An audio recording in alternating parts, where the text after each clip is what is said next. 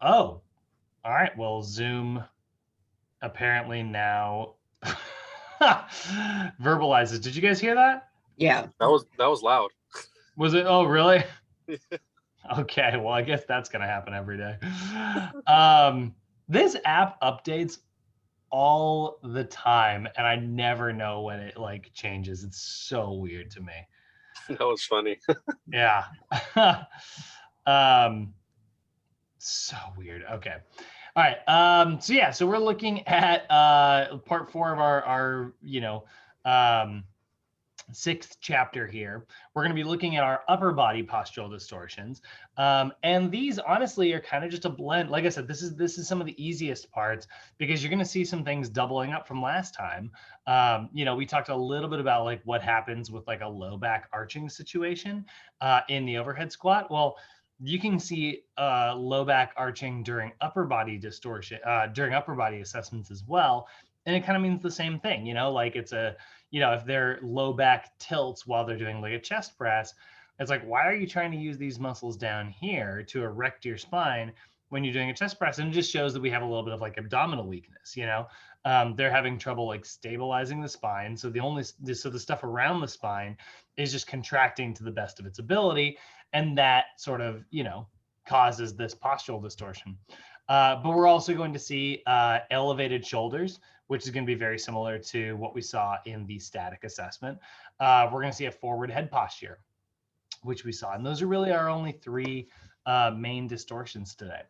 So looking at how we do this, we are sort of continuing this concept of dynamic posture assessments. Remember, dynamic assessments are any postural assessment that occurs during movement, right? So if we move during, any type of assessment, whether it was like the optional one that I mentioned, like that Apley scratch test, that's like moving your arm through a range of motion, squatting, single leg squatting, or obviously like pushing and pulling.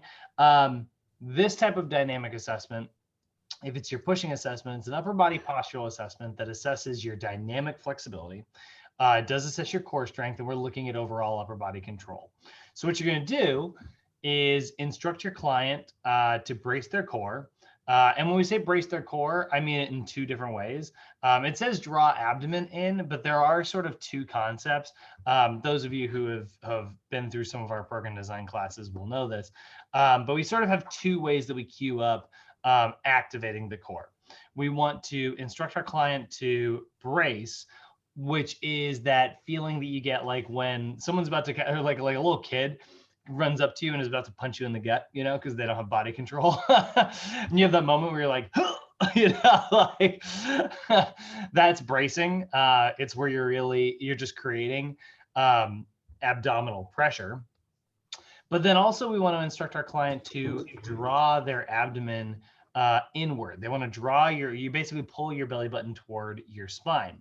And when you do that, that activates different parts of your abs. By bracing, that activates like your rectus abdominis and that outer shell of your abs. They start to pull inward. And then when you draw your belly button towards your spine, that activates your transverse abdominis and your internal obliques. And so if you want to create spinal stability, draw your abdomen towards your spine, right? Pull your belly button toward your spine. And really that's kind of a good habit to get into in general, just when it comes to like really doing anything in the gym. That draw in maneuver that we're talking about is a really terrific way to really activate the right stuff. So that's our body position, right? Instruct your client to draw their abdomen in, keep their feet shoulder width apart and your toes pointed straight forward. When it comes to the movement, what you're going to do is you're going to instruct your client to press the handles as if they are doing a chest press, and then return slowly. Now, this says perform up to 20 reps, and they're not saying it. They're not saying it in the PowerPoint here, but what you're going to do is when it comes to like choosing a weight for this, you want to pick a weight that your client can do for about 20 repetitions. They don't necessarily have to do 20. But if you have them do like their first like 3 or 4, and they're like, oh, this is really light, I could probably do like 25, maybe 30 of these, then we need to say, okay, well, hold on just a second, go ahead and put that back. have them rest, and then pull the pin, make it a little bit heavier, and then go back into it. So we are looking for a weight of something. They're 20 rep max basically. If they can do more than that, we need to kind of amp it up a bit. So on this one, this is also very simple. There's really only one observation view. We don't have to look from the anterior side because we're not really looking for anything that's happening in the frontal plane. We're really just paying attention to the sagittal and transverse planes here. So we're going to look from a lateral view, and we are going to observe the lumbopelvic hip complex. We're going to be looking to see, is there an excessive low back arch that starts to occur? You can see, right, she is sort of struggling with spinal stabilization. So she's getting this little extra arch that's happening. Her pelvis, her low back, those muscles are trying to do something, even though they're not necessarily designed to. And so that low back is definitely recruiting much more than her abdomen is. And then we can see right here, like this kind of goes back to that neutral spine. But now the problem is that she's elevating her shoulders, right? So as she's doing that chest press, you can see her shoulders are, moving upward. And then right here, we're seeing this protruding forward head posture, right? So now we're starting to see like sort of what our three major postural distortions are. We're going to look at the lumbopelvic hip complex, we're going to look at the shoulders, and we're going to look at the cervical spine. And we're going to look to see, do we have a low back arch, elevated shoulders, or a forward head posture? Now, the elevated shoulders and forward head posture, they're really going to mean the same thing that we saw in our static assessment. They're going to be tight neck muscles, tight rotator cuff muscles. Over here with the low back arching, that's also going to be kind of similar to what we saw in our static assessment when we looked at the lower cross syndrome, where we see that anterior pelvic tilt. So, it's funny, like these lists start to double up. It is a little like daunting when you first start studying this stuff and you're like, good Lord, I got to memorize all these postural distortions and what they all mean. But you start to notice the patterns here. There's only so many major muscles that we're kind of paying attention to in our industry, right? And so when we see these muscles, they only pull in the way that they are kind of able, So what's causing this low back arch? Well, the same thing that caused the low back arch during the squat, or the same thing that caused the low back arch during the static assessment, because the muscles that do arching are the same muscles. There's not some magic sneaky one that's been hiding, and it's like, I'm only activated during pressing movements, and then that's the muscle we have to memorize. So hopefully, for those of you who are kind of new to this postural stuff, or this anatomy stuff, these muscles that we have to kind of get memorized, now we're starting to see some patterns here. Hopefully this is starting to feel a little bit more confident. I just realized I forgot to put Canvas up this morning for those of you who like to kind of download stuff and follow along. Let me activate today's lesson real quick. Quick little detour and turn that on. All right. So let's take a look at the pulling assessment. This is also going to mean really the exact same thing, and the assessment is really performed pretty much the exact same way. So this is another upper body postural assessment. Now she's doing a split stance here. Me personally, I kind of prefer like feet shoulder width apart stance, because then your client can sit into a little bit of a tiny squat. But the benefit of doing this is that it will make the low back arching, if they have that problem, a lot more pronounced. Now, if you found low back arching in your client before they do this assessment, you don't need to look for it in the pushing and pulling, right? We already found it. But if you didn't see any postural distortions, then I would recommend doing this staggered stance. But generally, people who have like really poor core strength, which is like 99% of people, it will feel like they are falling forward when they try to do this. They'll have a really hard time like stabilizing their body in a split stance when doing a row. It works really well during a chest press. Split stance is perfect during a chest press, but you'll see like this can really be quite challenging for some people. So this is another upper body postural assessment. We are looking at dynamic flexibility, core strength, and upper body control. So you'll notice that our definition is actually the same for both of these, which is why it's funny. The PowerPoint kind of separates these and the textbook kind of separates these things. But their definitions are literally identical. So a lot of times you will see it referred to as the push/pull assessment. Which is really funny because like it's like all NASM downloadable materials. Like if I go to their website here, like let's check this out real quick. If we go to their downloadable materials here under the downloads tab, and we take a look at where is it?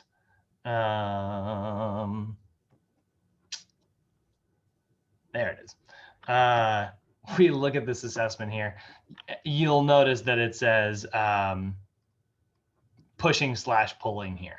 So they are kind of separating it in these two columns here. Bay, I think you might have noticed this actually the other day when we were looking at the overhead squat. The Sochi form that we sort of made that's like slightly different. It just has it listed as push-pull, you know? So don't worry, they're not going to test you like they would never, ever do this. This would be like the dirtiest thing in the world. But like if they ever like had like a multiple choice question that was like, you know, blank is an upper body postural assessment that assesses dynamic, you know, dynamic flexibility, core strength, and upper body control. And then they had like A was pushing and B was pulling. They'll never do that. Like that their questions are better than that. They don't tend to goof things up like that. I will say they are sometimes notorious for doing like, you know, which of the following is the most overactive muscle, and like stuff like that kind of drives me a little crazy because I think that that's still a little subjective personally. But generally, you know, they tend not to put questions where there are two right answers up there. They'll never do that. But sometimes you do have to pick the best answer. But yeah, so pushing and pulling, they have the same definition. I just wanted to point that out because last time I taught this class, I remember somebody was like, and it like blew their brain. So position, instruct your client to draw their abdomens in, stand with feet shoulder width apart, it says here, which is really funny because in this version we were doing a staggered stance, and toes pointed straight forward. And then instruct them to pull the handles towards their body and return slowly. Now, just like the overhead squat, just like the pushing assessment, but especially in this rowing assessment, you do want to instruct your client like how to do the movement. Like you are totally going to teach them how to do a cable row or how to do a chest press or how to do an overhead squat. You are going to tell them how to do it. But one thing I caution you guys on, don't over explain it and tell them what you're looking for. Like this is the one thing that like when we are practicing stuff at Sochi, the one major disadvantage to going to personal training school is that you are in a room with other personal trainers. So all of us know what to look for in an ideal squat, and you know, people don't want to do it the wrong way. So a lot of times like they'll put like all this effort into making sure their feet don't turn out. And it's like, sometimes I'm just like, no, we want to see how you naturally move, you know, like we're trying to train our eyes here to be able to spot stuff. So when you're instructing the pulling assessment, you can tell them to pinch their shoulder blades back while they are rowing, but I caution you from doing all the normal stuff that you might do when you're explaining a row, which is like, you know, pinch your shoulder blades back, don't elevate your shoulders, don't, you know, keep the core tight. Like, don't give them all of that instruction because like that might cause them to, like, we are looking to see, you know, if they naturally compensate one way or the other, you know. I don't want their low back to arch, but I do want them to move naturally. And if they arch their low back, that tells me what I need to do with them. So instruct them to draw their abdomen in, feet shoulder width apart. They're going to pull the handles towards the body and return slowly. They should be performing this with shoulder extension or horizontal abduction. I will oftentimes do both versions of that assessment. So I will oftentimes, like in your textbook, this is actually, I really should put an asterisk next to it. This is kind of a me note. Whoops, shift button. I will often have my client do it both ways. So the textbook really only has like the neutral version. You can see she's doing a neutral grip. Her hands aren't pronated. She's just doing shoulder extension, which is a sagittal plane movement. But you can also have them do a row like this as well. You can have them do sort of a horizontal abduction row as well. Generally, if they are going to be a forward head posture person, it will happen in that in this version of a row. So I like to do a little bit of both. That's actually my sneaky way. I'll tell you guys in just a minute, actually. Though that's my sneaky way of making the workout, the assessment a little bit hard, which I do on purpose. Perform this at a 2-0-2 tempo. Pick a weight that they can do around 20 repetitions. If they can do more than 20, then the weight's too light. And again, we are going to only observe from the lateral view here. We're going to look at the lumbopelvic hip complex, the shoulder complex, and the head again. And we're looking for the exact same things. We're looking to see, does the anterior pelvic tilt, does the low back arch, right? Do they elevate the shoulders, or do they have a forward head posture? I will say generally during the pushing assessment, if your person's going to have any of these three things, generally the low back arch happens during the push assessment. These two are fairly rare during the pushing assessment. And then during the pulling assessment, we don't often see too much of this, but a lot of times you will see like shoulder elevation especially be pretty prevalent in a lot of our rowers, because this is your upper trapezius. Remember, we get those 3 trapezius muscles. You know, you've got 3 of them here and 3 separate fibers. Where's the colored one? There it is. Love this picture. Yeah, these are all like your low traps are in charge of depression of the scapula, right? They pull your scapula down. Your mid traps pull your scapula back, so retraction, and your upper traps pull your scapula upwards. But if you look at the way these fibers are running, all of them run towards the center. So they all do a little bit of shoulder retraction. So if they are elevated, if they're doing shoulder retraction, like in a row, and those upper traps are firing for more than they're supposed to, that's going to cause that shoulder elevation that we're talking about here. So those are our compensations. Any questions so far?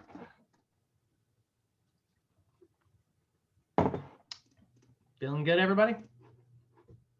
Told you this part's, like I said, the PowerPoint, it gets a little sparse. That's honestly about all the slides that we're going to do today. So I do want to show you. Let's take a look here. Let's see here. NASM pushing / pulling assessment. Unfortunately,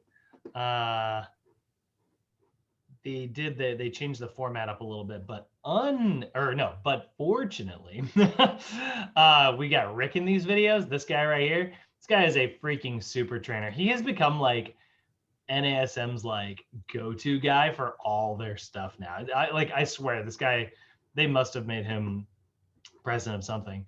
And I was shocked to see when they came out with the new textbook that he wasn't like the main author at this point. It's still Mike Clark or whatever, but anyway, 2 videos, guys. A little bit of a different format than the old ones. Example. Oh, hold on, I gotta share the audio. Do it again. Share audio. Where you at? All right, minimize me, and here we go. This is going to be an example of a pushing assessment. So when we go through the pushing assessment, we want to pay attention to these 5 main kinetic chain checkpoints. So the feet, knees, lumbopelvic hip, shoulder complex, and then the head. So as he goes through this, I'm gonna get him in a good position. So first of all, let me have you take your back foot, and this is the cue that I'm gonna give. His back foot is currently out like this a little bit. If you could take your back foot and just straighten it completely. So it's a good visual cue just to give, as long as he knows that your hand is representing his foot in that particular example. Now go ahead and just press your hands out. I'm gonna use my hands as something for him to go to, and then go back.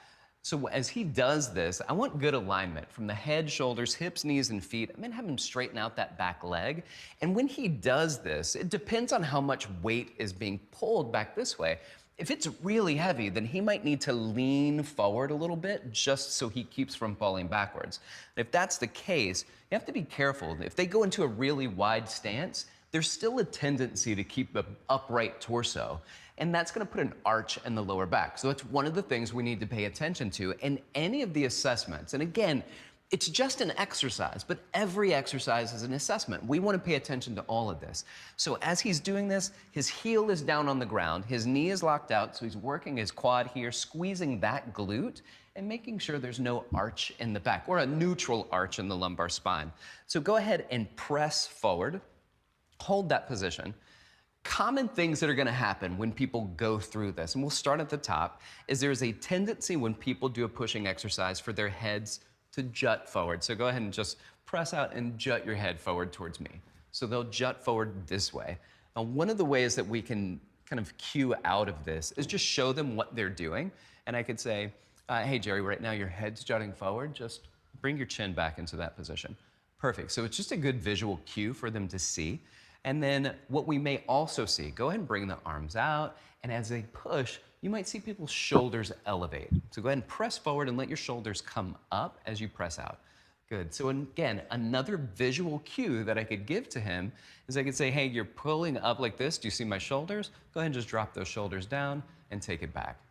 Good. So again, visual cues so that they see what they're doing. They can't see themselves. So we have to be that representation for them. Again, now he's going to press out. As he presses out, there tends to be an arch in the back. So go ahead and press out and let your back arch as you're trying to push forward. And there, this happens quite a bit actually. And you can see the increased arch in the lumbar spine. So I might give that cue, but I wouldn't necessarily give this cue to him from the front. I might turn to the side where he can see me, and I can see your back is arching like that. Can you draw in a little bit, squeeze the glute, and minimize the arch in your back? So again, he's got a vantage point where you can see it. Now, also for me as a practitioner, I don't want to look only from the front because I wouldn't have seen that. So I need to be mobile too and walk around my clients to make sure that they're staying in proper alignment. We stay with those 5 kinetic chain checkpoints: head, shoulders, hips, or lumbopelvic hip complex, knees, and feet. And of course, there's the foot that oftentimes turns out when people do these exercises. And what we would do is we simply go ahead and press out. He's got his feet turned out. I could give that cue that he gave, that I gave to him before, or I might even give a tactile cue. So if I came around here and I went towards his foot, see how his foot is turning out a little bit? I might want his heel to move out so it keeps his foot in line. So I would say, do you feel my foot, my toe, right here on the side of your foot? Can you follow my toe? Perfect. And so it's just a small change, but these are tactile cues that can be really helpful with our clients when they go through these exercises. And I want to minimize tactile cueing because I don't want to work with him and say, keep your face here and turn your head this. And it's not a comfortable position to be in if you're the client. But if I can give those cues and I can talk through it and I can show him what he's doing and I can continue to provide really unintrusive tactile cues, then the client is going to appreciate that more and they're going to have really good form as they continue to work out. And so every exercise is an assessment. We want to look at every exercise and assess. As a matter of fact, you don't have to do a separate or very specific assessment for pushing. We can start getting them into their exercises and begin assessing from there. And as we do this, we want to optimize their movement. So every time they do an exercise, they do it in really good form and they're maintaining their alignment each time they exercise. So again, every exercise is an assessment and we assess every exercise. I love that point in these videos. These new videos are Cool. They've done a very good job of kind of retooling how they've done this. So yeah, and Rich is a freaking, that guy's a boss. Uh, like that's my like nerdy YouTube idol. Um, so yeah, I love that point that he makes, right? Every exercise is an assessment, every assessment is an exercise, you know? And so, we're giving some cues to our client. Once we have them do a few of the movements, we observe things before we give them those cues in case we happen to see, any of these movement compensations. Like if we see those movement compensations, are really severe before we even get started, right? That's definitely like an indicator of what might be overactive, or it could be an indicator that they just don't know how to do the exercise properly. So then we step in and say, okay, do me a favor, get that foot pointed this way. Let's take that arch out, drop the shoulders. And then if they do it perfectly and they have no problem like controlling that, maybe those muscles aren't so overactive, right? Maybe they just didn't know how to do the exercise properly. So don't over cue them in the beginning.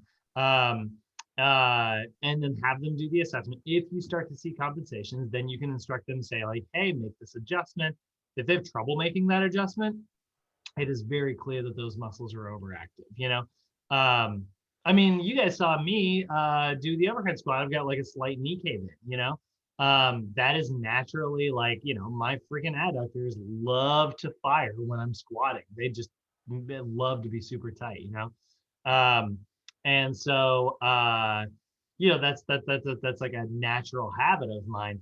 I could always have, squat the way I do when I barbell squat, where I don't let my knees cave in, and I put a lot of emphasis on driving my knees out, because I, kind of need to, and I've practiced that.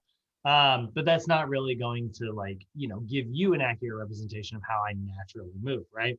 We want to see an accurate, natural representation of how our clients move. So don't over instruct them in the beginning, but once you see those compensations, yeah, you can give them a little bit of instruction. And then if they take that note and they adjust perfectly, maybe it's not quite as overactive as we thought it was, right?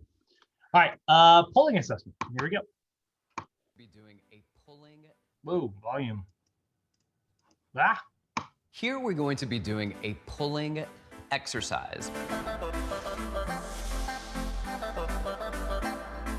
But we're going to use the exercise as a means of assessment. So you don't have to do a specific pulling assessment. We can go ahead and start getting our clients moving and assess from there. So Jerry, I'm going to have you go ahead and begin your rowing exercise. And I might just give some general cues at first and watch him row and see what goes on when he does a row. Now, as he does this, I want to start looking at several things. Let's go through those 5 kinetic chain checkpoints again. I'm going to look at the feet, knees, the lumbopelvic hip complex, the shoulders, and that's the entire shoulder girdle, and then I'll look at the way that the head is positioned on top of that. So let me have you take your feet, and he's a little abducted in both of his feet, so turn your feet completely straight ahead, and we're gonna go neutral spine, and let's get a little more pull on this, reach forward, and then pull back. When he pulls back, oftentimes here's what's going to happen is that people will pull, and rather than squeezing their shoulder blades, they'll start to spin in this socket. So take that hand and just pull it back as far as you can. So just move it back, keep going, keep going, keep going. And you can see he's trying to squeeze back, but what's ended up happening is that his scapula is tilting forward. So relax. And do you see how his head starts to jut down? Sometimes clients will pull back really far because they think that that's what you want them to do. They're not sure what you want yet. So go ahead and pull the arm back and squeeze the shoulder blades together, and that's it. So he's got a really good squeeze in between his shoulder blades. So he's got this rhythm between how his humerus starts to pull back and how his shoulder blades squeeze together. If he continues to pull back, it's just gonna start to raise the shoulder blade and tip the shoulder blade forward, and we want to avoid that. So too far is indeed too far. Another thing that also happens is when they do this exercise, they'll jut their head forward. So go ahead and pull back, and as you pull back, they'll either drop the head down, which is a tendency, or shift your head forward like that. So people will shift forward, and it looks like he's trying to win a race right now. So we want to stay away from that as well, because there's also some dyskinesis going on in the thoracic spine often when we see the head protruding forward or that forward head posture. So in a cue like this, I'd say go ahead and reach your arms back forward. I don't want to necessarily have him do a lot of adjustment in this position because the muscles are really tight. So I may let him come back out and then cue, maintaining a neutral position right there. So go ahead and pull back, but don't let your head come forward. And a cue that I oftentimes give is I'd say, pretend that my hand smells really bad, and I put my hand here, and they tuck their head back, and that's a good cue to get them to realign. So let's go again. One more thing that you're gonna commonly see when people do an exercise, and this is always an assessment, is they row back and you see an arch in their lower back. So a means of trying to get their arms to come back farther when they pull back, or it could also indicate tightness. Yeah, so now he's got this kind of extension here at his thoracolumbar junction. He's elevating his chest really high. You see some rib flare taking place right there, and you get an anterior pelvic tilt starting to happen.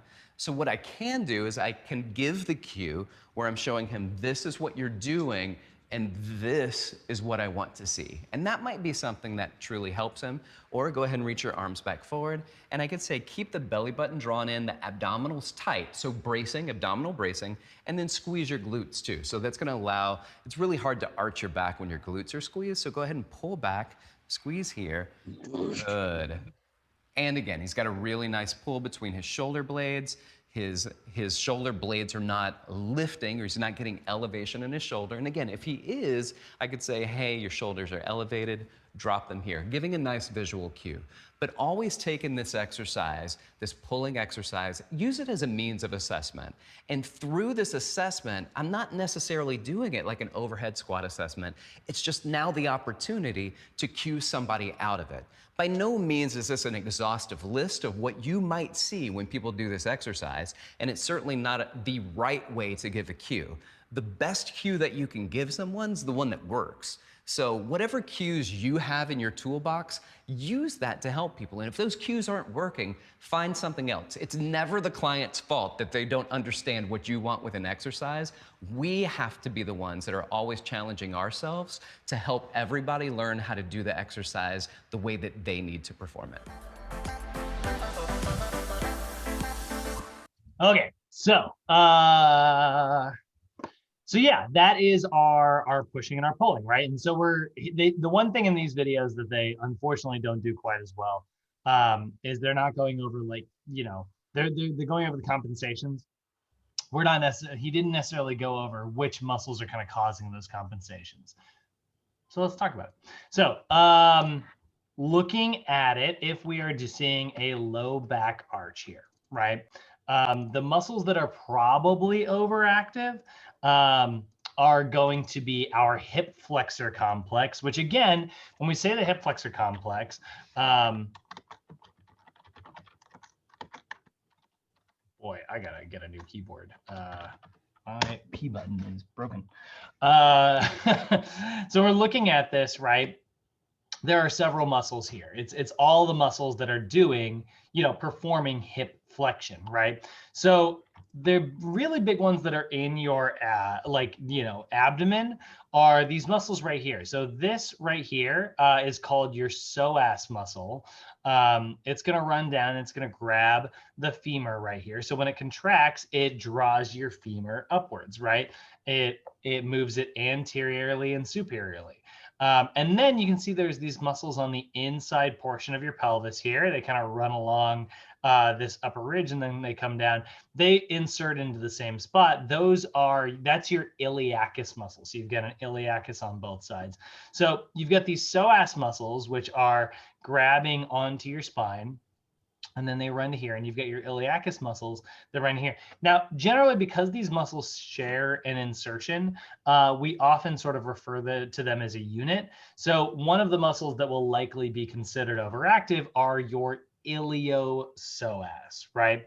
So your iliopsoas are in charge of, like, pulling here. But remember, they're also, like, look at this iliacus in particular, like, it's also grabbing your entire pelvis. So if it is, let's say, like, you can't move your femur anteriorly. Maybe you're standing, right? If your feet are, if gravity is, you're standing in one position right here, that bone's not going to move this way. So instead, what's going to happen is the pelvis will move down that way instead, right? Like if this can't pull up like this, then when that bone goes down, it's going to drag the muscle down, and that's going to cause this anterior tilting that we sometimes see. That can happen during the push, right? It can happen during the pull. I did a little bit of a sway back posture there as well, but that is going to be likely one of our muscles. We are also going to see your rectus femoris, which is a quadriceps muscle, to be sure, but it is also a hip flexor. So this is, remember your quads, right? You've got 4 quad muscles. You've got your vastus muscles, right? 1, 2, and 3, your vastus lateralis, your vastus intermedius, and your vastus medialis, right? So 1, 2, 3. Those are the 3 vasti muscles. And then laying over top of all of them is your rectus femoris. That's the one that you can actually feel if you like dig your thumb into your hip and you feel this little like tight cord here in the front. That is actually your rectus femoris, and it runs all the way down. So looking at that, right, you can see here's the rectus femoris. Let's see if we can get like a good picture with all of them here. Oh, this is much higher quality than I thought. Wow, this is much bigger than I thought. You can see there's like on the lateral side, vastus lateralis, right? There's the vastus medialis, and then you can't see it because this muscle's covering it, but in the middle, you see there's your vastus intermedius. So on this left leg here, they kind of stripped the rectus femoris off, but you can see there's your 3 quadriceps muscles plus your 4th quadricep muscle, the rectus femoris. So the rectus femoris is the only one that crosses over the hip. See your 3 vasti muscles, the reason they are only quadriceps muscles, they run from the femur down onto your tibia. So they can do knee extension. This also runs onto the tibia, so it can also do knee extension. But the rectus femoris runs all the way up here, and it grabs your pelvis. So your traditional 3 quadriceps, your vasti muscles, right? They can only perform knee extension. That's the only thing that they can do.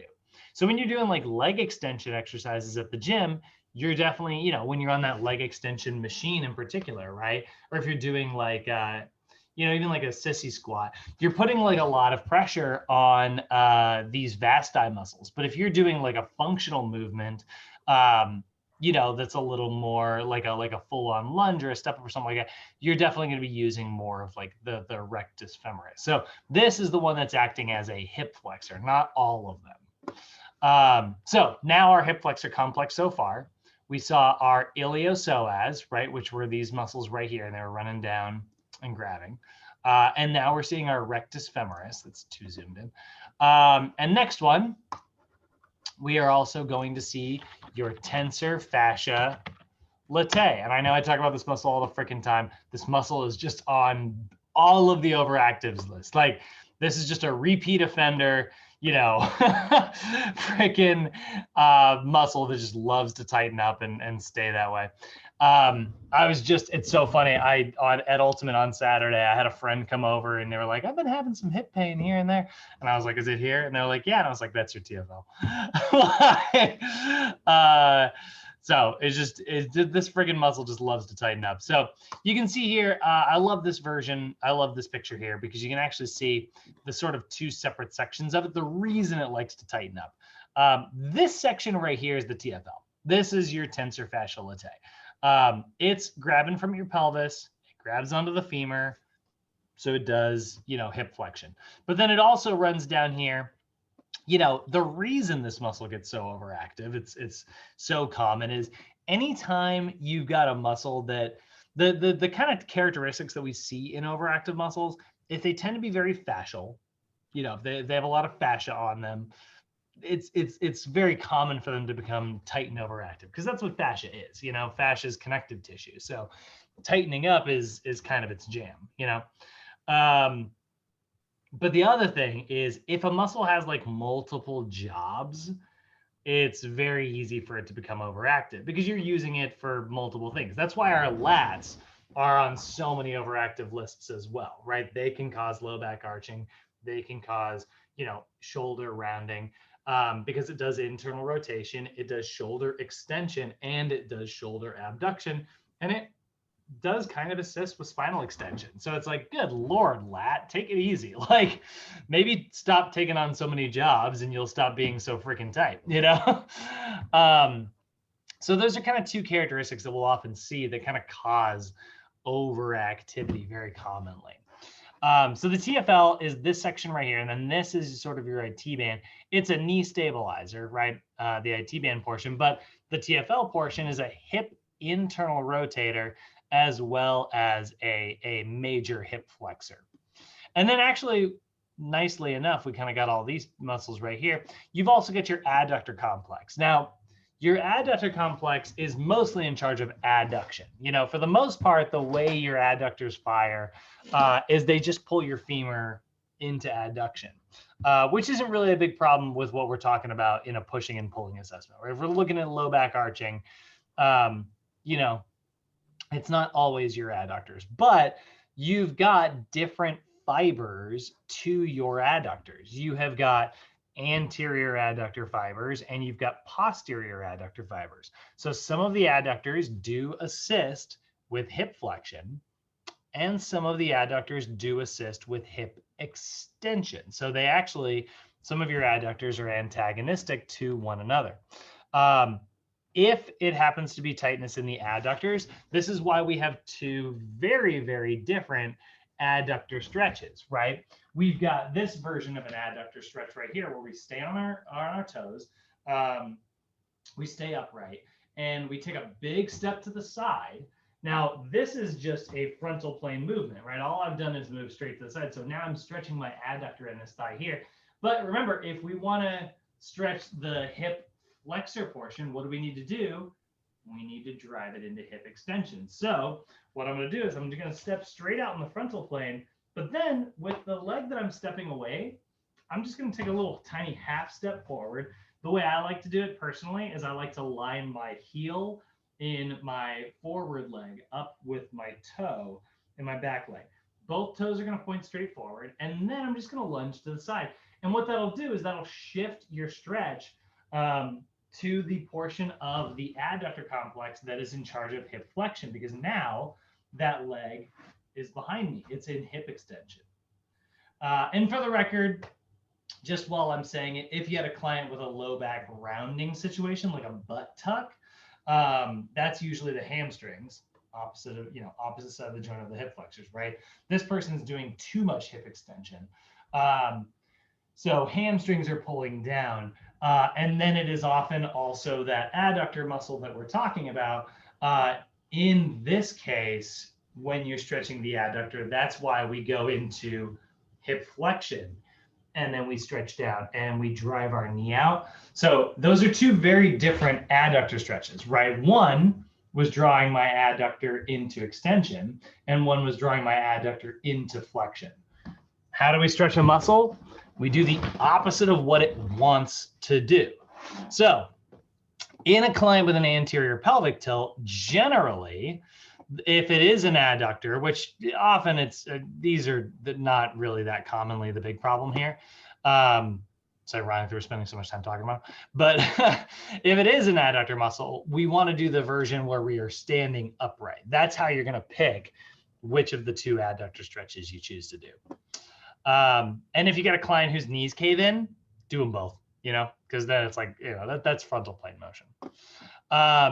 So our complex of muscles, like if we had a client with a low back arching and we were looking at that entire hip flexor complex, we got a lot of muscles to choose from here. We've got our rectus femoris. We have got our tensor fascia latae. Oh, I closed the iliopsoas, big dummy. And we've got our iliopsoas muscles, right? So those are, and a little bit of the adductors, a little bit of these adductor muscles as well. So how do we stretch our hip flexor complex? Well, oh, I meant to go get my freaking Eric's pad. That's okay, I'll just use a pillow. So best way to do this is we need to drive our leg into extension. So I'm going to go into a position like this. It is very helpful to kneel on something for any of your clients, by the way. I don't care how young or old they are, but it is especially important with like senior clients. If they have like bone density issues, this could not be more important. So I'm going to go into this position here. Now, already you can see, if you look at my thigh here, it's ever so slightly pointed behind me. So that'll already give me a little bit of a stretch in the hip flexor, right? But I really want to make sure that I'm getting a big, deep stretch. So I'm going to take a big step forward with this. Now my shin's forward, and I'm going to lunge that forward just like this.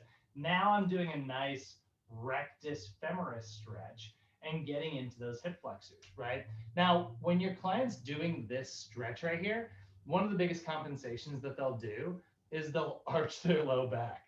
Because now if I arch my low back, which is already the problem that they're having, right? I took the stretch away. My muscle doesn't have to stretch anymore, right? I get to use these these low back muscles that are overactive. I can take the stretch off of these, and the muscles are happy to not have to stretch.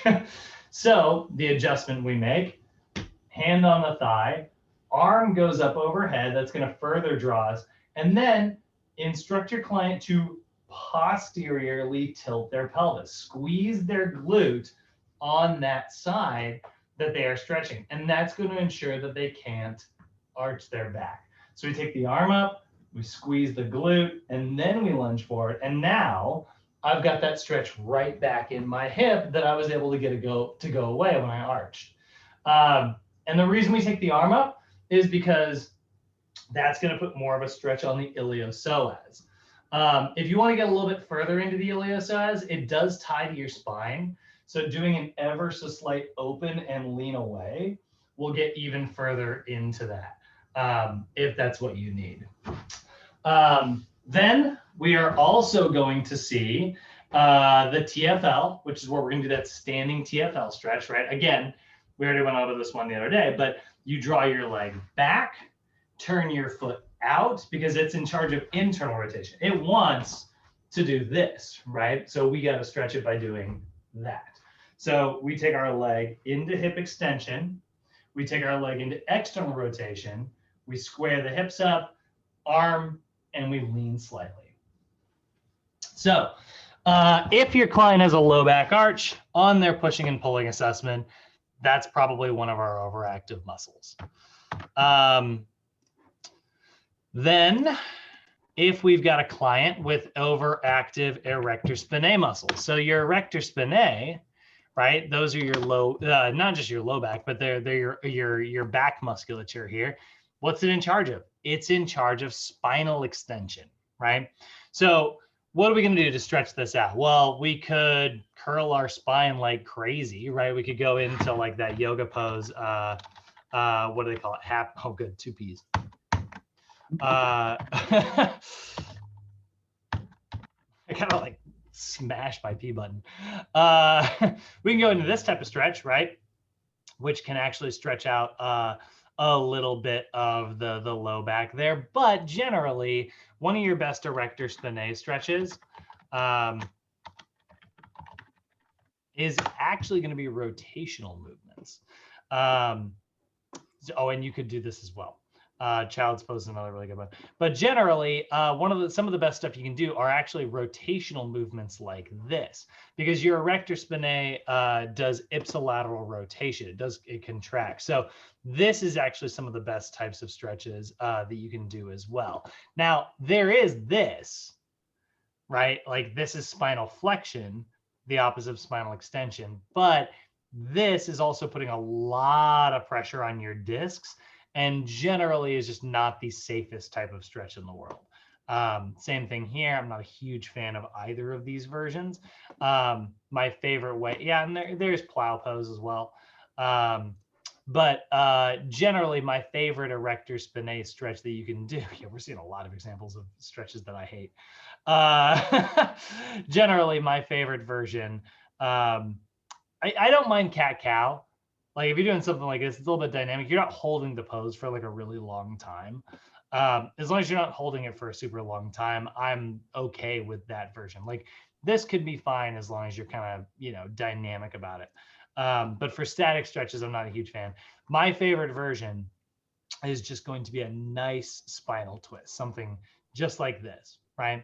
And basically the way you do that, what you can see is she's going to cross her right leg over her left, and then her left arm is going to thread through. So she creates this contralateral rotation. So overactive hip flexor complex, overactive erector spinae, and then overactive latissimus dorsi. We do see, you know, the lats are overactive, and that muscle is in charge of what? It's in charge of spinal extension, spinal flexion, spinal extension, shoulder extension, and shoulder adduction, right? So I actually love this. This is great. You can see they're stretching this out sort of in a couple different ways, right? By going up in this is already shoulder flexion, so that's already going to be a little bit of a stretch. But he's also kind of leaning out to one side. Now he's doing shoulder abduction as well, right? By moving the arm away like this, that's going to put an even deeper stretch because this arm wants to pull down this way. So by pulling it up, he's kind of going to the side like that. That's why you'll often see people do just an ever so slight lean to one side. They'll kind of draw it across their body.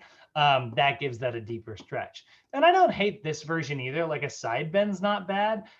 It just tends to not be sort of a deep enough version of that stretch because you're not really pulling the arm away. Here's a doorway stretch. That also will work a little bit. We can grab both sides of the door like that. But one of my favorite versions is the, there it is, ball lat stretch that we can see here. So this is a kneeling ball lat stretch. And what you'll see here, she's doing a little bit, this might seem wrong. Like you look at it and you're like, oh, she's doing a little bit of like shoulder rounding and, you know, or upper back rounding. We usually want to avoid upper back rounding. But remember, this person, they do too much spinal extension.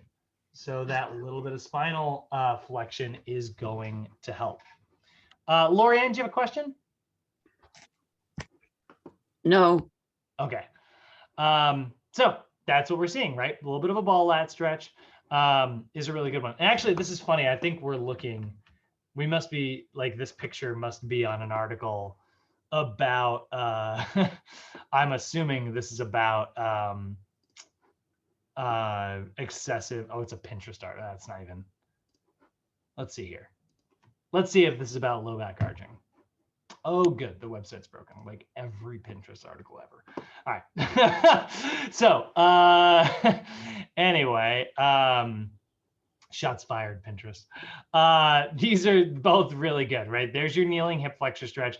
There's your ball lat stretch. So that's going to be pretty good. You throw in an erector spinae stretch in there. If your client's a low back archer, you've done a pretty good job of like addressing the overactive stuff. Now we got to flip to the other side of the joint, or we need to flip to the appropriate synergist muscle in order to strengthen the right thing. So our probable underactive muscles, what's on the exact opposite side of our hip flexors? Our glutes, right? So we go from here straight back to the gluteus maximus, right? There's that antagonist muscle that is supposed to be pulling, you know, that's not, right? So we've got this arching action here, right? We're trying to strengthen this to get us back to neutral. We also see the hamstrings here on our underactive list, which is pretty rare. You know, we actually don't get to see those muscles sometimes because a lot of people tend to be pretty tight in their hamstrings. But remember, they are also assisting in hip extension, right? So they're a synergist to your gluteus maximus. This entire posterior chain has been turned off. So, you know, motions like this or motions like that are both going to be really good because we're going to work the hamstring and the glutes together. And then we go to the exact opposite side of our erector spinae, and we're going to see our intrinsic core stabilizers as underactive. Now, the instinct might be to go, you know, from this side of the joint and go straight over to the rectus abdominis. You know, it might be instinctive to go straight over to start working on the six pack and crunching, right? If we're doing too much back extension, we might start doing crunches to kind of make up for it, right? And that's not really, don't get me wrong, you can do that because your rectus abdominis helps a little bit with spinal stabilization. But it's not so much the rectus abdominis that we're going to focus on. It really is going to be our transverse abdominis. Because we care more about we're having trouble stabilizing the spine more so than we are having trouble like erecting or flexing the spine. So by working this transverse abdominis stabilizer muscle, you're going to get much better effect. So when we say like the intrinsic core stabilizers, it's this group. It's the transverse abdominis, which can be shortened. You can call it the TVA. It's the internal obliques instead of the external obliques. It's your pelvic floor muscles. It's these muscles right down here on the bottom of the pelvis. And then it's going to be your diaphragm up here on top. And then, oddly enough, we are actually going to see some lower back muscles here, which might make you go, didn't we just have way too much low back action? Yeah, we did, but we had too much mover. And again, it's not always the opposite muscle, guys. Sometimes it's a synergist muscle, right? This synergist is taking over for these little tiny stabilizer muscles that we're supposed to be doing the work. But your erector spinae isn't very good at stabilizing. So instead of stabilizing the spine while they were trying to do this movement, instead, it moved the spine because that's what it's good at. It's good at moving the spine. It's not good at stabilizing the spine. So how do we strengthen all those stabilizer muscles? Well, planks are a good example. Bird dogs are a really good example. Anything where you are learning how to resist movement. Again, I know I talk about it all the freaking time because I'm just like a fanboy, but that McGill Big Three is great for focusing on spinal stabilization. It's these three movements where you are going to do a little tiny half crunch and you're going to resist falling back down to the ground. So you're getting your transverse abdominis here. It's a side plank, which is going to be really great for your internal obliques, resisting movement falling back down to the floor. And it's a bird dog, which is a really great way to resist falling this way. So your multifidus gets to work, but again, be cautious on this. Don't let your client arch their low back on that bird dog.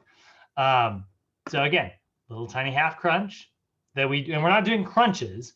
We are crunching and holding a side plank and a bird dog. And that's the McGill Big Three, but you could also just do like, you know, there is the plank. I got nothing against a good plank, you know. Am I gonna get the exercise? Okay. I was like, am I gonna get like a bunch of pictures of just wood?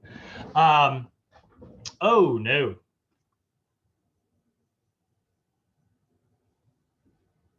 My internet crapped out. You guys with me? Yeah. Okay.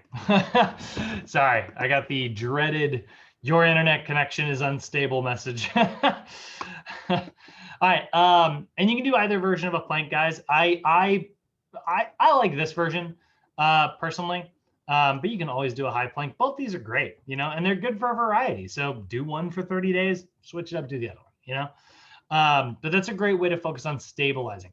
You'll notice that our core movements that we're focused on here are less about moving the spine and more about, honestly, like learning how to not move the spine. They already have too much movement of the spine, right? They're already arching their back. Oh no, and my and my Microsoft Word broke. This is so weird. Look at this. Like, yeah, my whole thing just like crashes randomly. All right, I gotta close our notes today and open them back up. Give me 1 second, guys. It's been a weird day. I'm having technical difficulties all over the place. All right, there we go.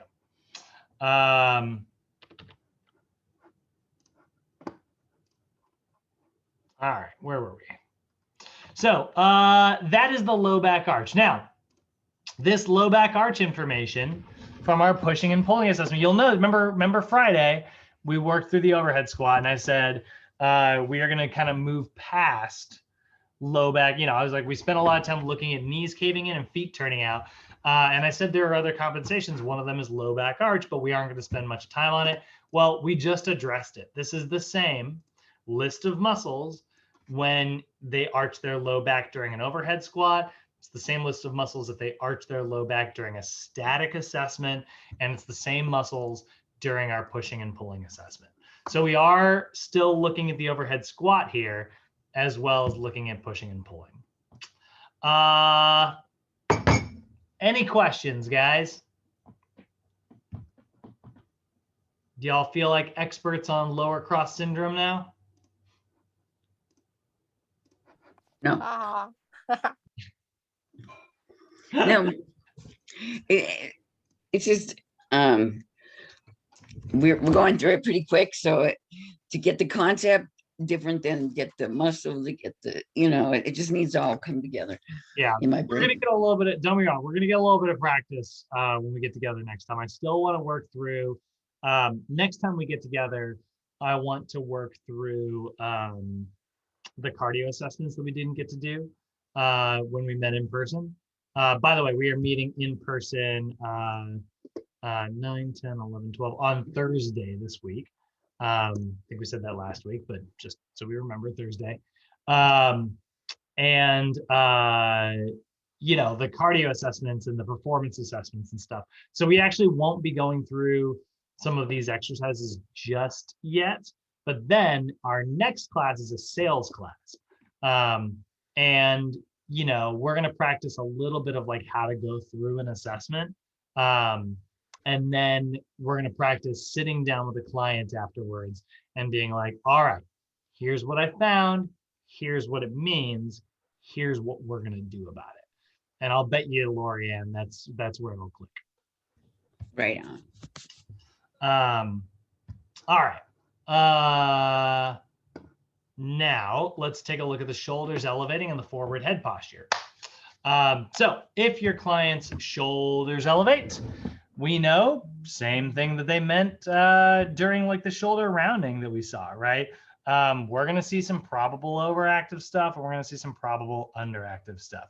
So when we see this elevation, right?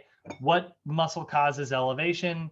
Immediately, we want to be thinking the upper trapezius, right?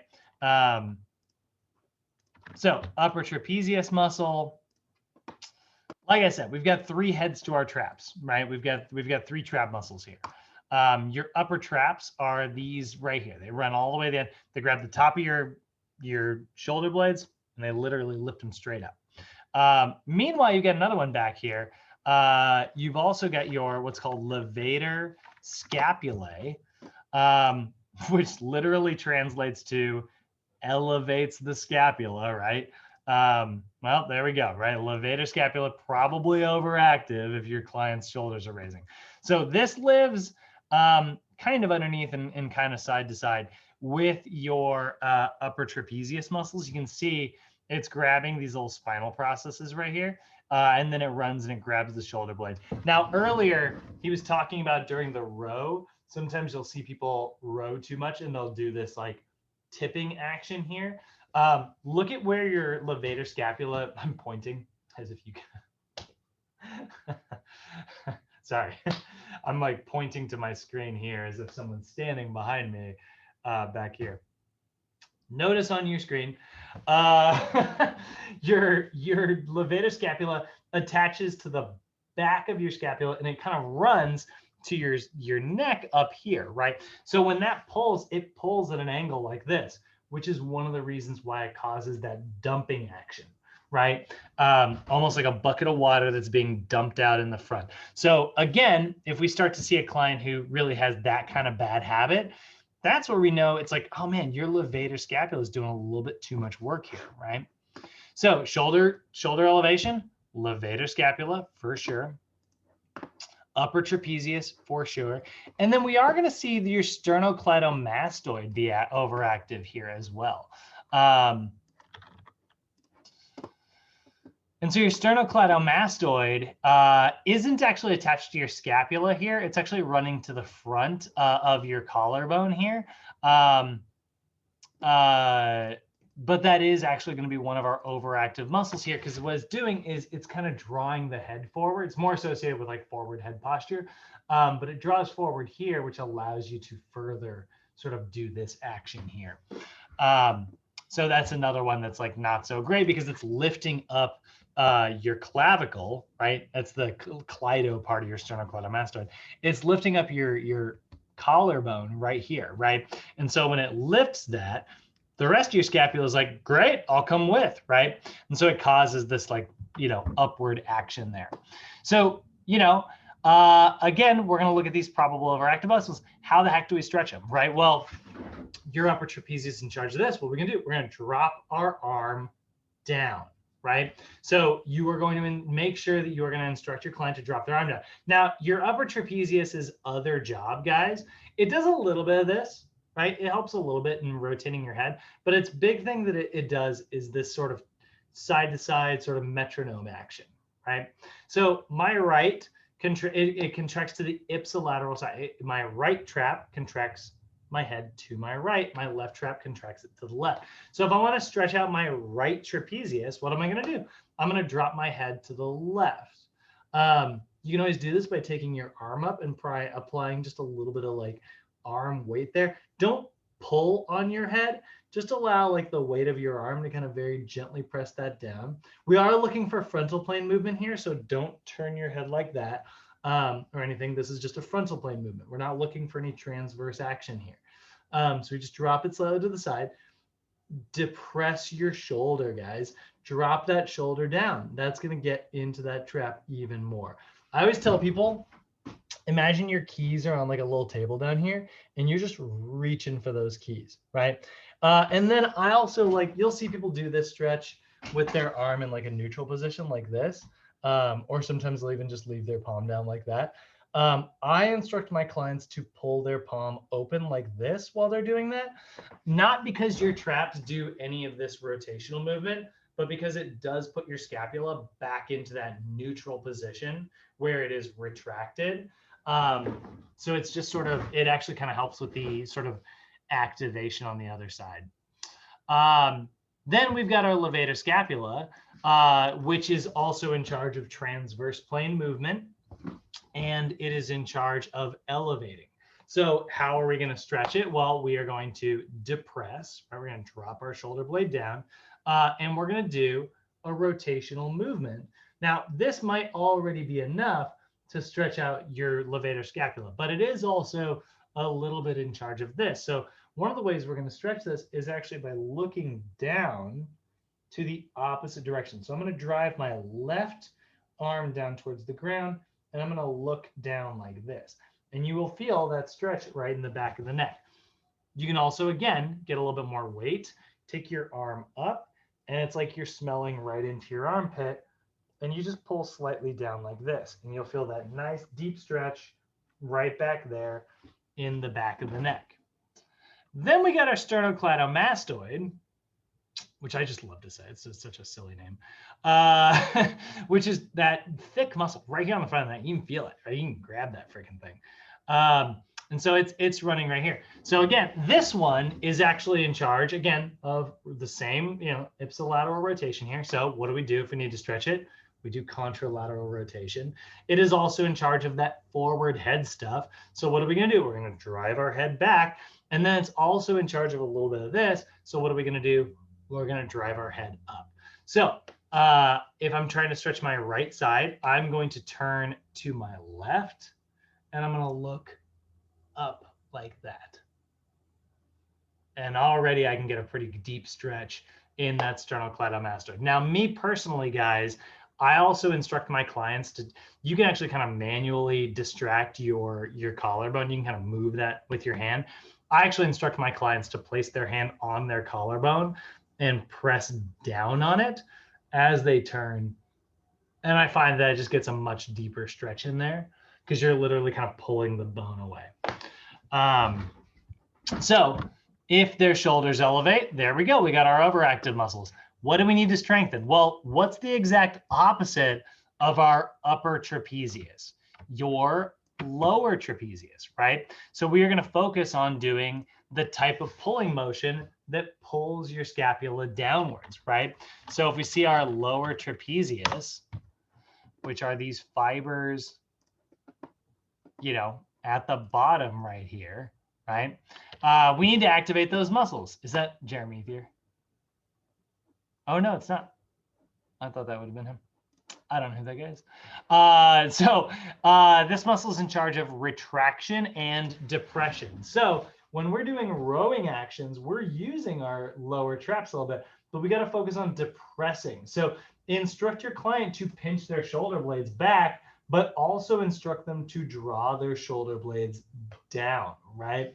So as they're doing that row, they want to pinch back like this, as if they're going, you know, I always tell my clients, don't just imagine you're drawing your elbows back this way. Tell them you're imagining drawing them back this way, right? They're pinching down and back simultaneously.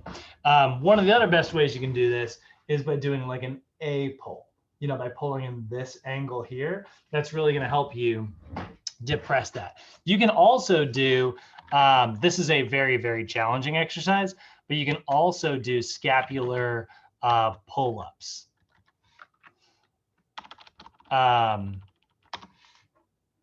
What the? Actually, you know what? It's fine. I got what I wanted. This is a scapular pull-up. You'll notice he's not actually pulling his chest up to the bar, right? Like in a traditional pull-up. All he's doing is allowing himself to go from elevation to depression. So it's a pull-up like that. It's a very small pull-up, but it's actually very good for working on those lower traps. You can even see, I mean, like you can see this guy's low traps are kind of squeezing when he's going from here. They're relaxed, right? They're in a lengthened position. And when he's here, he's got them contracted. There's another version. This guy's doing something I would avoid. Watch out for doing too much like this guy here. He's doing like, you know, arching and stuff. We don't need that. There we go. There's, yeah. So that's the lower trapezius. That's the exact opposite of your upper traps, right? But then we also see the middle trapezius and rhomboids here. Now, these muscles are not opposites of our upper trapezius. These are actually synergists, right? Like your middle trap is in charge of retraction. So the upper trap, which is supposed to be helping your middle traps, it took over, right? It's Robin kept Batman from doing his job. So these muscles need to be strengthened, not because they're on the opposite side of the joint, but because they were the ones supposed to be doing most of the work. And then that's especially true of your rhomboids as well. Your rhomboids, which are right between the shoulder blades, are responsible for that scapular retraction, right? So they live underneath, right? You can actually see, oh, this is great. We've got them kind of peeled away here. So you can see your levator scapulae and your upper portions of your trapezius up here, they're doing way too much work. They're not supposed to do the rowing action. It's supposed to be your middle, lower, and rhomboid muscles. Middle traps, lower traps, and rhomboids. That's what's supposed to do the retraction. That's what's supposed to be doing your rows. So if we see the shoulders elevating, those are our most common overactive muscles. Now, one that's not in your regular textbook, but it will be in your corrective textbook, getting advanced about things, we are also going to see some of your rotator cuff muscles. So your rotator cuff, which are these muscles that live in your shoulder that are responsible primarily for stabilizing your shoulder during rotational movements. And then these are most of the muscles that are responsible primarily for external shoulder rotation. These muscles do absolutely tend to get sort of underactive. So we're seeing your teres minor, this little itty bitty muscle right here, and your supraspinatus, both of which are in charge of external rotation, are often underactive. So this is, like I said, this is advanced, is not going to be in your regular textbook. But when you see like somebody who's rounding their shoulders and then they try to do a row where they just let it scoop here and sort of spin rather than retract, right? That's because they're already in internal rotation. So because they're like this, they're having a hard time, you know, doing that. They're having a hard time with that external rotation. So definitely a big one here in order to kind of pull those shoulder blades back to neutral. Then we look at the forward head posture.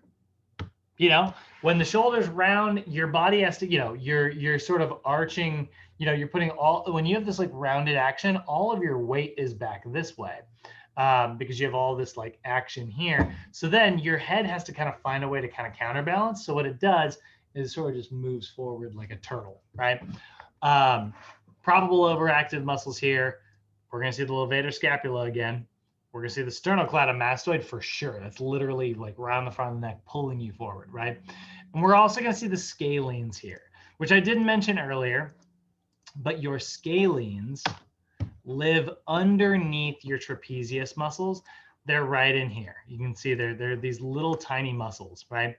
There's your sternocleidomastoid, right? There's your upper trapezius, right? And then your scalenes are kind of hidden sort of behind all of that, right?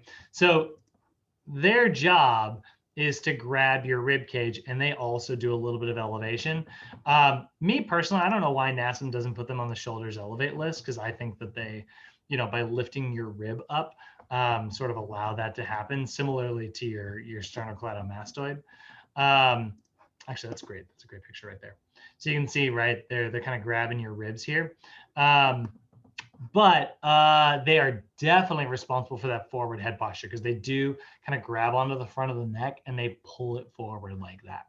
So they're working with the sternocleidomastoid there. So that's definitely, with a forward head posture, one of our overactive muscles. So levator scapula, sternocleidomastoid, scalenes.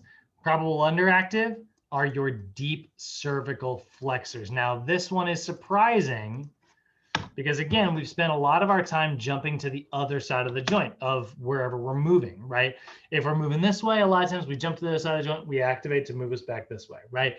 We move too far this way, we jump to the other side of the joint to move us this way, right? We often do the opposite stuff. But in this case, the underactive muscles are here on the front of the neck, even though our client is forward head posturing. So why are we not moving to the opposite side? Again, this is a synergistic dominant situation.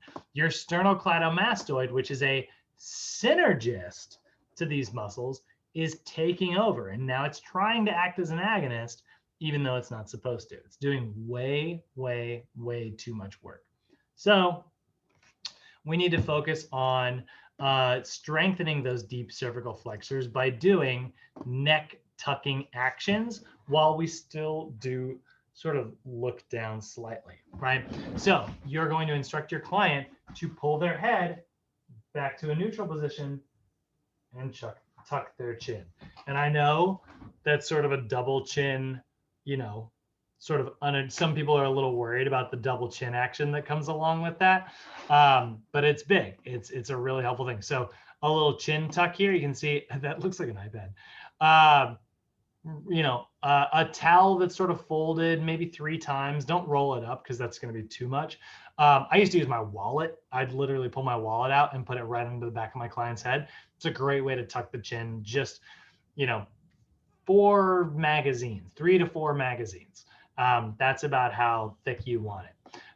You can also instruct them to just focus on chucking their chin like this, being in a prone position, hands and knees, tucking the chin, just pulling that chin, doing what's called translating the spine, right? You are literally just going to pull it back. This can be tough. This can be a tough one, but basically it's not so much doing like particular exercises for your neck. and really just about telling your client, like every time they're doing a chest press, every time they're doing like a shoulder press, whatever, pull that chin, right? Tuck that head back, strengthen those deep cervical flexors. That way we don't have to spend all this time doing like neck stuff. We can just focus on like, you know, learning how to stabilize that and incorporating it into the rest of our routine. All right, so that is the list. Now let's build a program, right? Where are we at?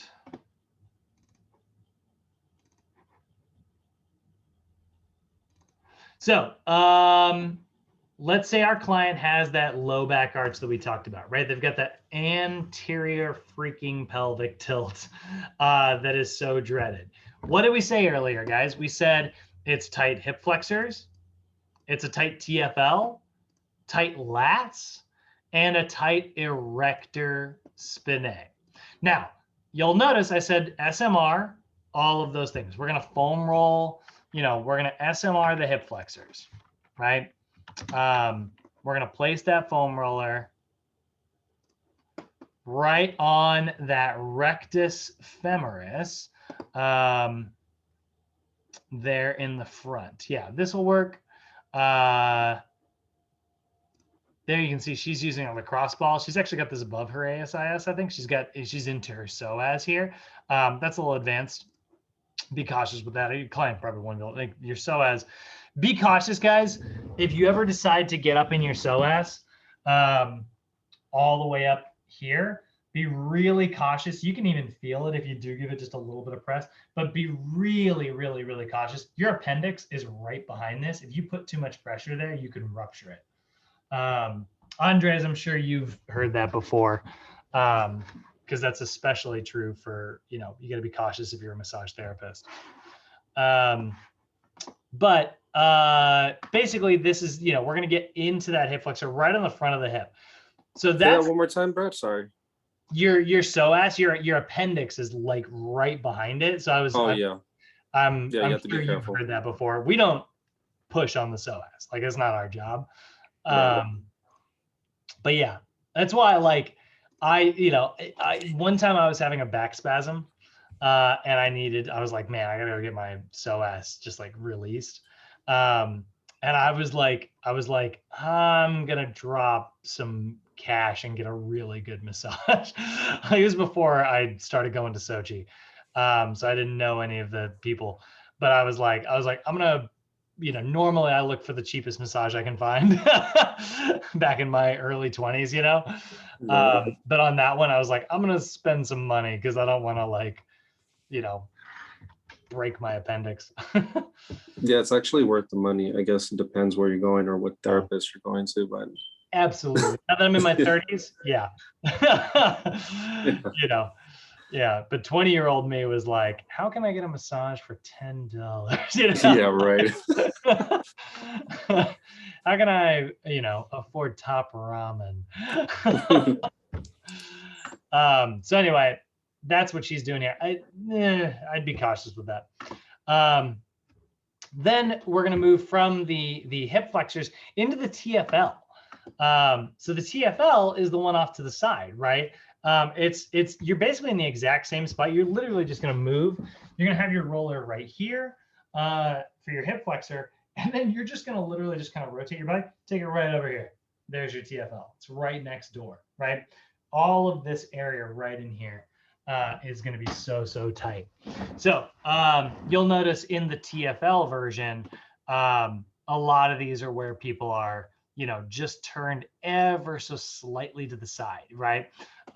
Those little, like that little turn adjustment gets into your TFL. Then we're also going to foam roll our lats. Again, those are right under the arm. So we go right here.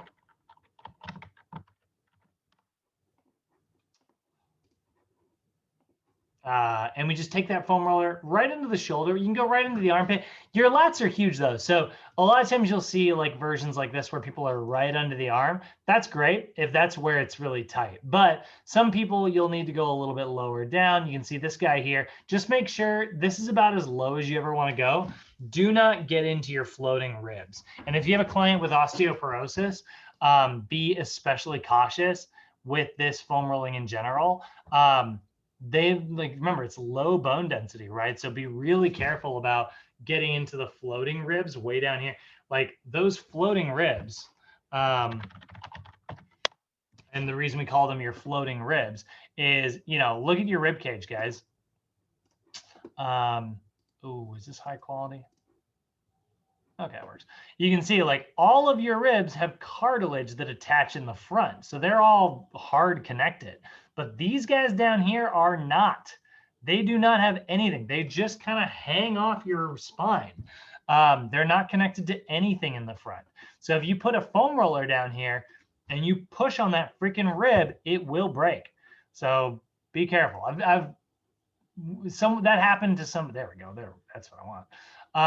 That happened to a client of mine. Oh, there's a fracture. Yeah. That happened to a client of mine when I was working at Biggest Loser Resort. It's a group exercise situation. They were working with another trainer, and after class, they felt some rib pain, didn't think anything of it. And a couple hours later, they were like really hurting. And, I heard about it like later. It wasn't during one of my classes, it was during somebody else's, but this was one of my clients. So, be cautious with that stuff. Really, really be careful not to roll too far down. And then the Erector Spinae. Now, if you are going to, you'll notice I put a little asterisk here. If you are going to SMR the Erector Spinae, do not use a foam roller. A foam roller is too big. I'm going to see pictures here. When I Google this, I'm going to be upset. Do not do this. This is dumb. This guy is dumb. I don't know who that is. But seriously, do not. Oh God. Yeah. Terrible idea. Do not foam roll your low back. Okay. Your lumbar spine is very, very sensitive. Now, you can absolutely SMR your low back. Just don't foam roll it. Use a lacrosse ball. Using a lacrosse ball like this is great. Or use a Theracane. I just saw one. There it is. Use a Theracane. Reach back behind and this. You can put a little bit of pressure. You shouldn't be using a foam roller. Foam roller is too big. It'll just mash all of your discs. Now this is fine. He's in the upper portion of his back. Your thoracic spine can handle it because it's being protected by your scapula. That's fine in the upper back, but your Erector Spinae at the low back portion, do not use that foam roller. Just use a little lacrosse ball or a tennis ball. Actually, you can make one of these.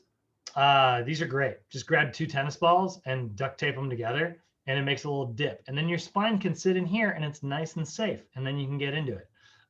Or you can just buy, the little... Is that plastic wrap? No, it's tape. SMR pill. All right. Well, that didn't give me what I wanted at all. Anyway, duct tape 2 tennis balls together. They call it the pill. So those are some good ones. Then we need to follow those up with the appropriate stretches. So we're going to do a static kneeling hip flexor stretch. That's the one I showed you guys earlier, where you put your knee on the floor, drive your arms straight up. So she's in a kneeling position. That drives her thigh behind her. And then she's going to take whatever leg is down. Oh, she actually isn't going to do it in this version. Whatever leg is down, that's the arm that you are going to draw up. Okay. And you can do a little bit of rotation if you want to. If you do, that'll go into your TFL. But alternatively, you can just stay in that frontal plane. So by going like this, you're getting a little more TFL stretch. By keeping yourself just totally in the frontal plane, or I'm sorry, in the sagittal plane, just go straight up and down, like this version here. That's just a little bit more front hip flexor. Again, it's going to depend where you're tight. If it's your rectus femoris, this is great. If it's your TFL, well, then doing this rotation will be helpful. So that's where we have our TFL stretch. You can also do a standing version, right? If your client has a hard time getting all their knee down, that's okay. Do a standing version, right? Leg forward, foot out, arm up, and lean, okay? This is why, like, generally in the kneeling hip flexor stretch, I don't do the lean, because if I'm going to do a standing hip flexor stretch afterwards, I'm already going to get it. So I like a straight up sagittal kneeling hip flexor stretch, and I like a slightly transverse TFL stretch. Then we're going to follow that up with a ball lat stretch for the latissimus dorsi. You can see here he's using a foam roller instead, but you could place your hand on a ball and then just going to sit back slightly. Now she's got a nice flat low back here, but she can actually get a little bit more out of it if she arches her upper back ever so slightly. Because remember, your lat does spinal extension as well. So actually now she's kind of sitting in, yeah, she's kind of got a little round in there. So both of those are going to be really good. And there's another version right there. Right, slight rounding here. And then we're going to see that supine erector spinae stretch. Two versions to do this. There's this version here, where she does like the spinal twist. You guys want to hear a funny story? When I was a kid, this was one of the stretches we would do when I was in 5th grade. We would do this stretch in gym class with Mr. Babbitt, who we all called Mr. Rabbit. To 5th graders, that was hilarious. And he would call this is so weird. He would call this the Playboy stretch because, like, you know, this would be a way to kind of hide any of the kind of naughty bits and take like a sexy photo. And he thought that was so funny. And we were 5th graders, so like it just went over everybody's head. None of us got it. But I remember someone said something. I was like in high school, and someone said something, and that memory came like rushing back. And I was like, what a wildly inappropriate thing to say as a 5th grade teacher, right? Like, am I crazy? Like, what a weird thing. He would say it every day. He'd say it every class. He'd be like, all right, we're gonna do the Playboy stretch next. Like, not okay. Like, what a weirdo. Anyway, I didn't pick up on that until years later. That guy got super fired. He like lost his temper and like picked up a student. It was really bad. But anyway, shocker. So static erector spinae stretch. So you can do that version where you do the spinal twist. Another really good erector spinae stretch is the straight up spinal twist. So you can always do the erector spinae twist stretch as well. There we go. This version. Both those are really, really great. I really do like them both. Then we need to flip to the other side of the joint and strengthen our underactive stuff. So how do we strengthen, Lorianne, we were just talking about this, right? How do you strengthen the opposite of the hip flexors? Well, you do hip extension. You do that glute bridge, right? Drive those hips up. Drive those hips up towards the ceiling, right? If your hips want to do flexion and drive your knees this way, well, then you drive your hips in the opposite. You can do this version as well. This will put a little bit more into the hamstrings, which, you know, great choice, by the way. We like the hamstrings. You can see she's got her toe pulled up off the floor. That activates the hamstring much more. So I like them both. You could even do like, you know, your first set one way and your next set the next. And that actually will activate, you know, the glutes and the hamstrings that way. But if we're just going for the glutes, oh, excuse me, you can do this version right here. And you can see you can weight that if you want to. I will say if you're going to do this, make sure you use like a pad on the hips. It can be kind of painful. Prone iso abs, we're going to work on that transverse abdominis, all those core stabilizers, right? So here's your classic plank, right? The prone iso abs, as Nassim likes to call it. Now you can see this version here. This is one of my freaking favorite exercises in general. Now you're getting the core stabilizers to work, but this is a major progression that makes it much harder. Now you're also driving into hip extension. So now you're getting glute activation along with TVA activation. So you get the transverse abdominis and the gluteus maximus plus hamstrings here. Love, this is my favorite plank. It is advanced. If your client, isn't capable of doing this, then you don't have to do this version, right? Do a regular plank right here. This is gonna be great. And then there is also side planks here. This is another really good one, right? Side plank is going to be really good for activating the internal obliques, but it still does work those transverse abdominis muscles as well. Then we're going to go with a single leg lift and chop for our balance exercise. Now, this is not necessarily, super intense for the low back arching, but it is going to be a stabilizing exercise. You are going to have to squeeze that transverse abdominis in order to make sure you don't lose your balance. So by balancing like that, there you go, right? You can even see he had to take his foot down to the ground for a second. He's getting a little bit of an opportunity to learn how to draw those abs in and stabilize the spine. And the same thing is true of our lateral squat jump to stabilization, right? A little sideways jump followed by a hold is going to strengthen the glutes, and it's going to give you an opportunity to stabilize the spine. I'd hold your landing. She's holding her landing, yeah, maybe like 1 or 2 seconds. I'd hold that landing for 3 to 5 seconds. And there we go. We've got a reactive exercise, we've got a balance exercise, and we've got 2 core exercises. And that is our core balance reactive movement prep section of a workout. And then I would cool my client down in reverse. I would foam roll the same things I foam rolled before and do a little bit of a hip flexor stuff. Now, let's say, so actually really quickly, any questions on that, guys? Yeah. Yes. I'm like in left field because I don't know. I've never seen so this is really fast for me because I've never seen a routine before. So I am trying to get the one part down, and then you're just flying through the exercises. And so I'm just letting you know, I'm just trying to, this obviously has been covered in other classes. Yes. Like a lot of this.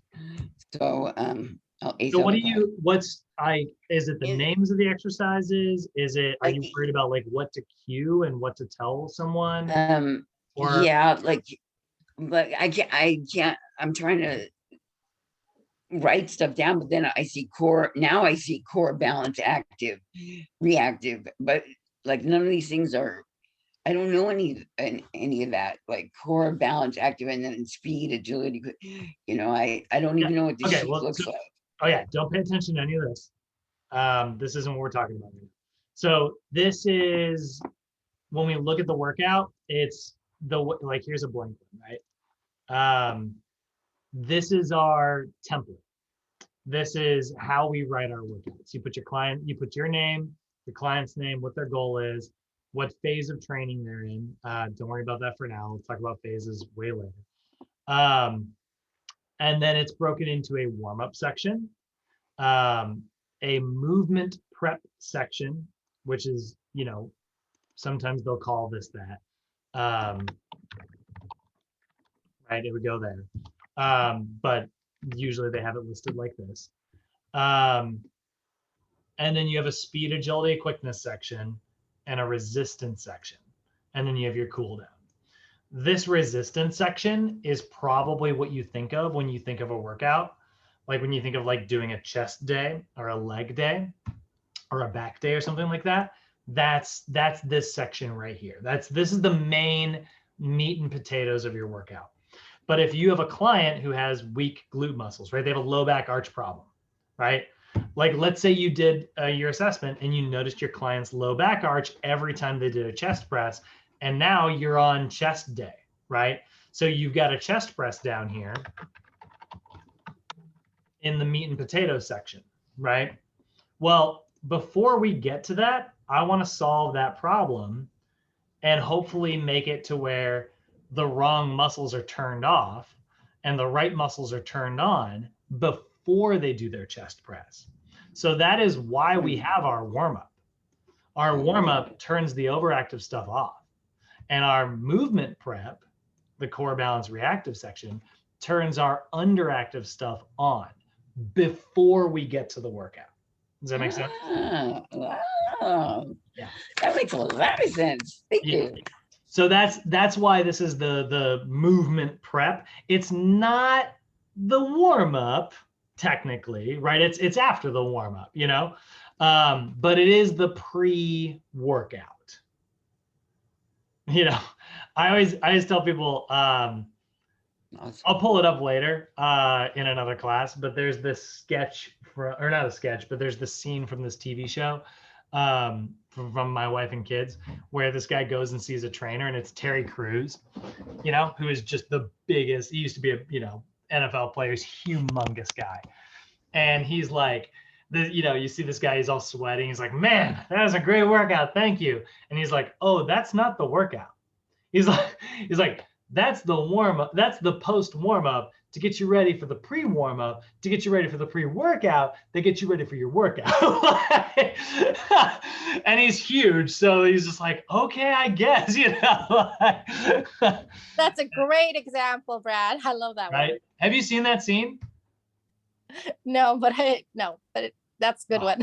It's so funny. Here, I'll pull it up just because it is very funny. Hold on. Terry Crews Euro training. God, I love it so much. This whole sketch. That's it. Here we go. One more, last one. Yeah, there we go. Yeah, get up here. Yeah. Oh, man. Oh, thanks for the workout. Oh. Hey, yo. That wasn't the workout. That wasn't the workout. That was the pre-warm-up to get you ready for the warm-up, to get you ready for the pre-workout, followed by the workout, which precedes the post-workout. Then we're going into a little 60-minute warm-down. 60-minute warm-down? What does that consist of? Mostly running uphill, but you get to walk back down. Oh, good. Backwards, on your hands, ankle weights. We're doing all that today? Do you want these? The percolating pectorals? Huh? Do you want them? Yes, that's Well, what I then want. touch them. I love him so much. I freaking love Terry Crews. That's hilarious. I love that. Yo, that was too funny. I got to, you know, I got to write a workout for him years ago. I used to train his agent, and I never got to meet him. But I used to train his agent, and they made like a funny holiday video, and he was like, can you write me just the most ridiculous, crazy workout and teach it to me so that I can make him do it for this funny video? Because he's like a really skinny guy. So they thought it'd be really funny to like have him be Terry's trainer. And I was like, yeah. So at some point he got to do like a weird workout that I did. Oh, that's so awesome. Oh Yeah. my God. That's great. Yeah, it was really funny. All right. So hopefully, Lorianne, yeah, we are moving fast. I want to address, you know, how you're feeling. We are moving fast, but hopefully, I don't need you to know. I don't need you to be an expert on these exercises. I just want you to see like how, like a kneeling hip flexor stretch, right? This stretch right here. It's driving our knee or our hip into extension. That's why it stretches the muscles that do hip flexion, right? If you're drawing those connections and you're understanding how a floor bridge, right, going this way, if you're understanding how those muscles are squeezing the right things, you're in a good place. Yeah, it's all coming together. Thank you. Yeah. I'm not going to be able to assuage your anxiety just yet, but hopefully we can rely on trust. Babe, do you remember we had this conversation 6 weeks ago? Oh yeah, I remember. So yeah, this is part of the process. All right. And I also said, I was like, no one ever believes me when I say it comes together. But it does slowly and surely. All right. Actually, this isn't the one I want to go over yet. So we actually don't, yeah, we don't even need to.